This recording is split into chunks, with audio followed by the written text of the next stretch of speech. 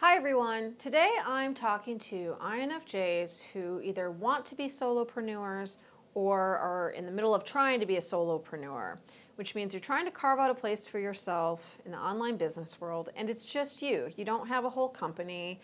Maybe it's you and a partner or maybe it's you by yourself, but it really is just you and only like one other person maybe as a nucleus. You're kind of doing everything on your own. So you're doing the writing, you're doing the content, you're doing the marketing, you're running all of it on your own.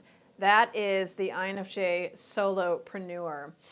People find me because of my INFJ content, but also because I'm a writing coach. So that's how I'm a solopreneur. I'm a writing coach and I do a lot of INFJ, INFP directed content, classes, courses, books, kind of the whole barrel of INFJ and INFP content that's out there.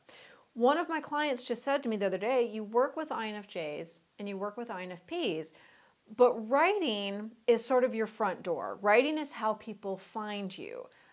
Someone's looking for writing related content and then they stumble upon INFJ writer or INFP writer related content, which is where they find me. And this person said to me, this is super specific. This is super targeted. This is such a great niche. How did you find it? How did you discover it?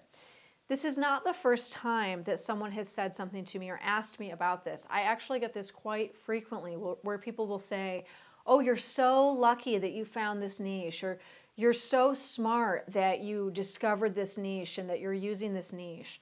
So I didn't find the niche and I didn't discover it. I didn't sit down and do a bunch of research when I started my business. Like, what would be a really great niche? Let me type in some keywords and make some charts and do some data. I'm an INFJ, so I'm a bit organized, but the charts and the data, that's not really my strong suit. So how did I find it? How did I create this niche or land in this niche of INFJs and INFPs combined with writer, right? How did that happen? So what really happened, the truth of it, was that I worked with my own pain. I found my biggest, ugliest pain point, and then I started creating content around it. And my biggest, ugliest pain point was that I was a writer who had problems writing. That was number one. Number two, something was different about me. I was an introvert, I was very intuitive, I was very sensitive. I felt like an outcast, I felt like a weirdo, and I felt like the rest of the world didn't understand me. I got really into personality theory because I took a personality test, like so many INFJs and INFPs do. The results came back, and when I read the description, it resonated with me like nothing really ever had up until that point in my life. I had never seen a description of a personality that matched what I actually felt I was since I read that description. And so then I knew, oh, something really is different with me. It's not my imagination.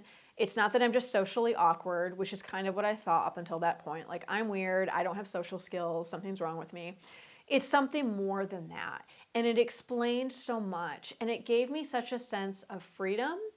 And maybe more importantly, it gave me such a sense of relief. I finally felt like this is the answer I've been looking for. This explains so much.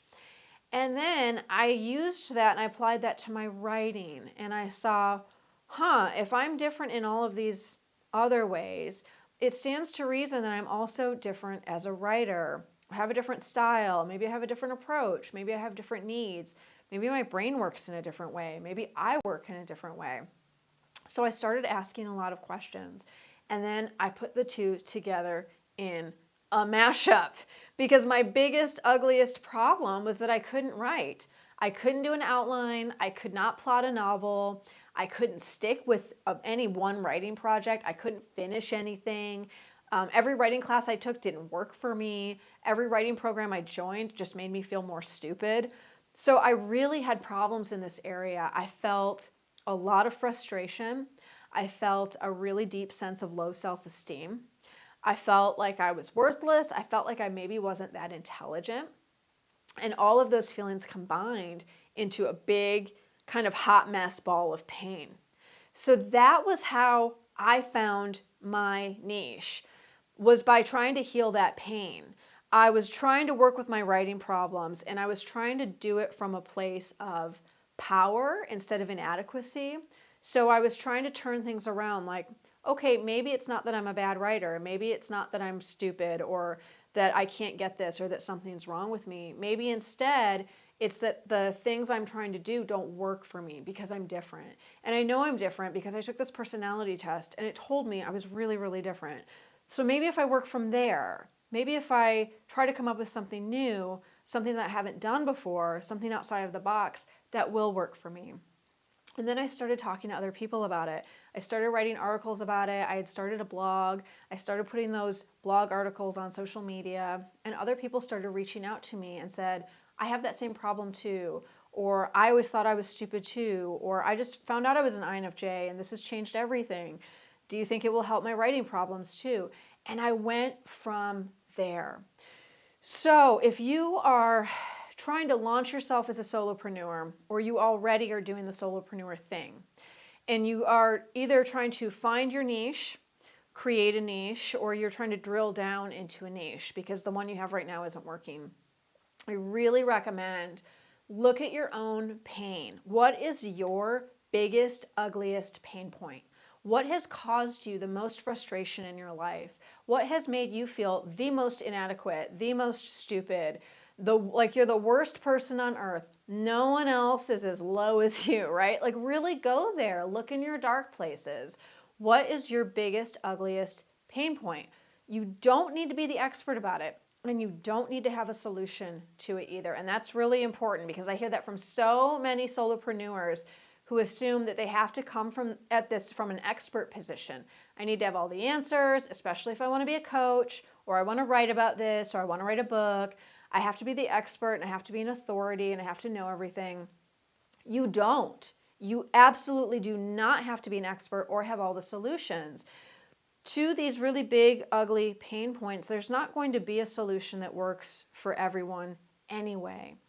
And people, much of the time, they're coming to you a little bit for a solution. Of course, they would love to find a solution, but most people will be attracted to you, attracted to your coaching, attracted to your book, attracted to your business, because you understand their pain. And you understanding and acknowledging their pain as something real and something valid and something that's actually impacting them and that it's out of their control, that is more valuable to them than any sort of packaged solution. Most people really want to be seen. They want acknowledgement that they're not crazy. They want acknowledgement that it's not just them. There's just not something wrong with them as a human being, but that this is a thing.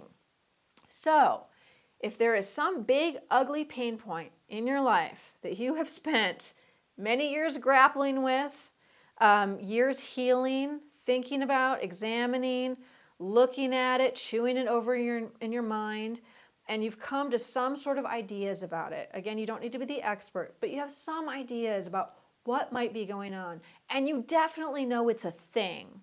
You are in the perfect position to carve out your niche from there as a solopreneur. And the most important thing is that you be honest. Don't present yourself as the expert. Don't present yourself as having all the answers and the magic bullet.